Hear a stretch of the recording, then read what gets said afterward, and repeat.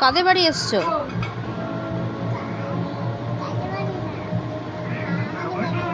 এটা তোমাদের বাড়ি? তাই? তাহলে তোমার বাড়িতে কে কে এসছে? এটা কার বাড়ি?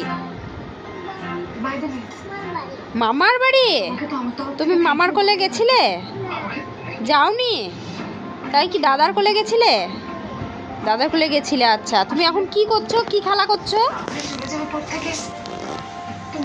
তুমি এখন কি খেলা করছো বাবু? কি খেলা করছো?